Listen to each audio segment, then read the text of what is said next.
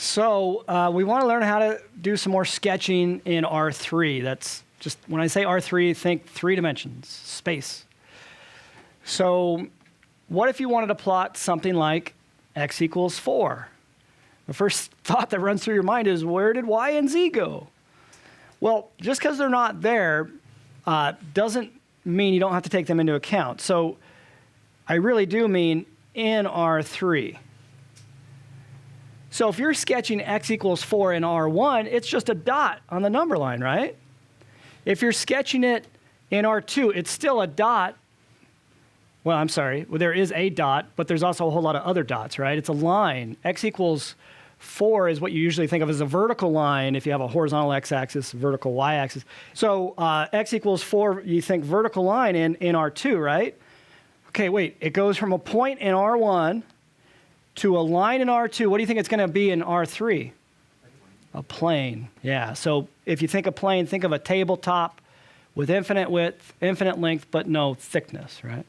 So what would a plane where every x coordinate on every point in the plane equals 4 look like? But, you know, I guess since y and z aren't there, they can be anything we want them to be.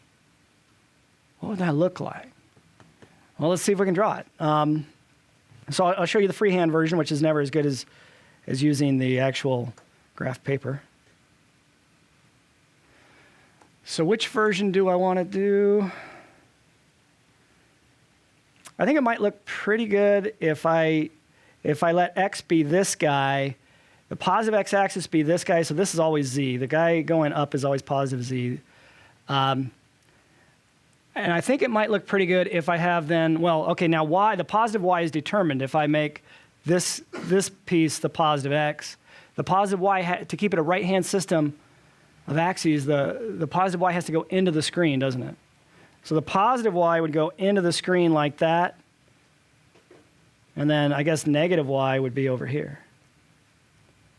which is kind of weird, huh? Yes? Would you be able to rotate that line 90 degrees? Yes. So another, you know, a perfectly valid way of drawing it, the drawing might look similar, but I could call this guy the x-axis. I don't know if that's the 90-degree direction you were talking about. And then this guy would be the positive y. This guy stays z. So you could definitely do it that way. There's no reason why you can't.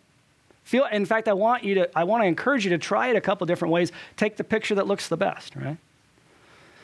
Okay, so x equals 4. So that means let's start by coming out a distance of 4 on the x-axis. So if you were restricted to the number line, just the x-axis, in other words, it would be a dot, right? If you were in the xy plane, x equals 4 would be a line.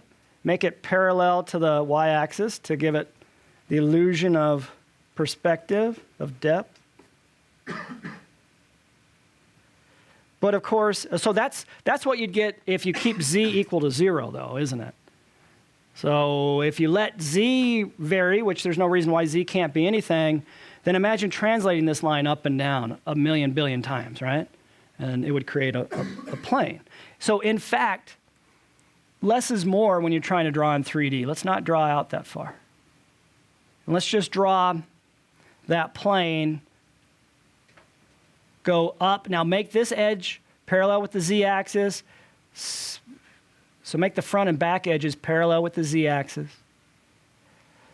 And then make the top and bottom edges parallel with the y-axis if you can. So I'll draw it like that. Really what I'm drawing is a parallelogram to try and give it the illusion of depth.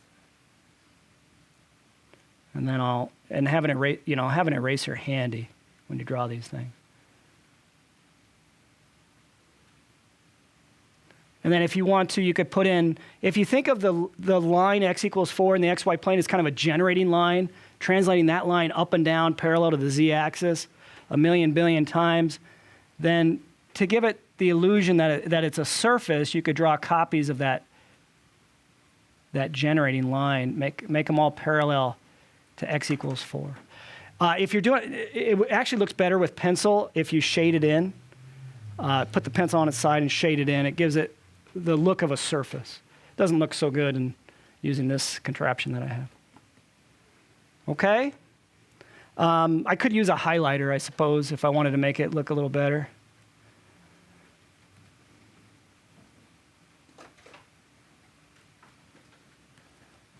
So you could highlight it like that. Give it the illusion that it really is a surface. Now, really, I've just graphed part of the plane, right? Not the whole thing. That's a little darker than I wanted it to be. I really wanted it to show this x-axis poking through, right? And then I could highlight the edges of it in black, make it look a little better. You know, how good does it need to look? Yeah, you know, it doesn't need to look that great. Okay, so what is that plane? That plane, x equals 4, is a plane that's parallel to what I would call the YZ plane. There's 3 coordinate planes. There's the XY plane, the YZ plane, and the plane of the screen, which is the XZ plane. So if you were to draw part of the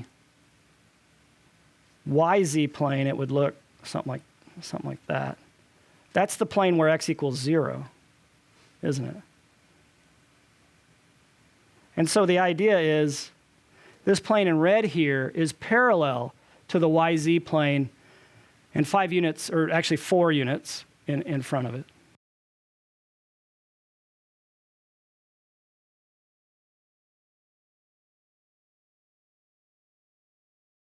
Okay, so same directions, we're going to plot the equation x plus y equals 2. Well, it's also a plane. In fact, anytime you see x to the first power, y to the first power, plus something involving z to the first power, and nothing like square root of x or x squared or z squared or whatever. Anytime you only have powers of x, y, and z to the first, powers of 1 on x, y, and z, I should say, and you're not multiplying x times y or anything like that. It's a linear equation, but a linear equation in space is always a plane. Okay, so x plus y equals 2. How do we graph that? Well, I'll get out my ruler. Now, my ruler on this contraption is just the straight line tool. So to make it look a little better, you could get maybe graph paper at home or a ruler, and it'll look a little better than this thing I just drew.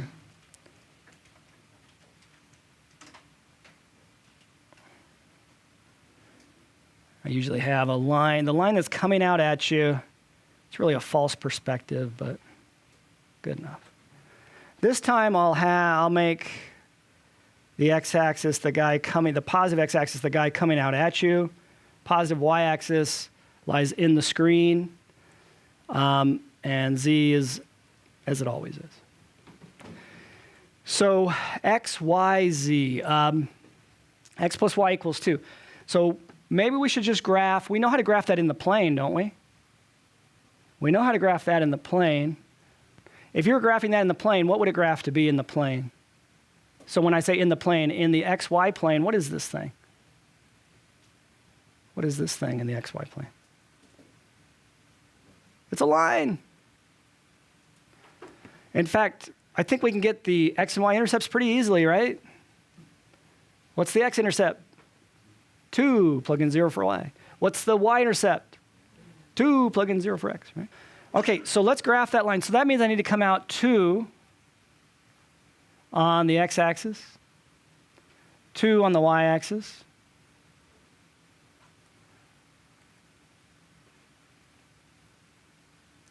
Draw a nice line segment between them. Get out my ruler tool for that. Let's do it in, I don't know, yellow this time. And I'll highlight, that might not look great. Let's do orange. Let me get out my line tool and then, oops, it stayed yellow. All right, we'll just go with that. So in the plane, would you agree it would look something like that? Okay. So the z coordinate's missing, right? That means z can be anything. So what happens is you let z be 0.1, 0.5, 1, 10, 1,000, negative 1,000. It has the effect of just translating the points in this line, we really call that a generating line, up or down if z is negative, an infinite amount of times, and it creates kind of a wall there, a vertical wall parallel to the z-axis. So how do I draw that? Well, just draw the edges, the vertical edges parallel with the z-axis, because it's also vertical, isn't it?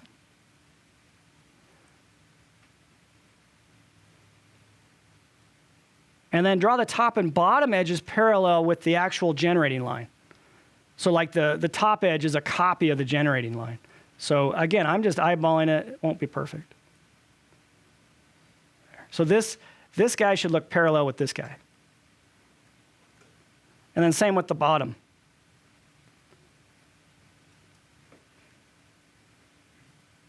So not perfect there, but you get the idea.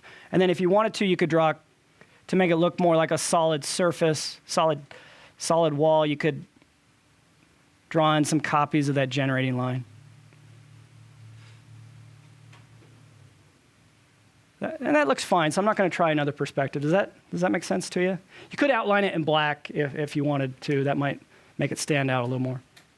So basically, if there's a variable that's missing, then you're going to translate the generating line. In a little bit, it's going to be a generating curve. You're going to translate the generating curve parallel to the axis corresponding to the variable that's missing. So essentially what we did was we translated the line given by x plus y equals 2 in the xy plane up and down, parallel to the z-axis. And we created this plane. Now, it doesn't stop here, does it? It doesn't stop here. It keeps going in the same direction forever and ever, but we're drawing a plane segment. We can't, just like we can't extend a line forever and ever, we can't extend a plane forever and ever.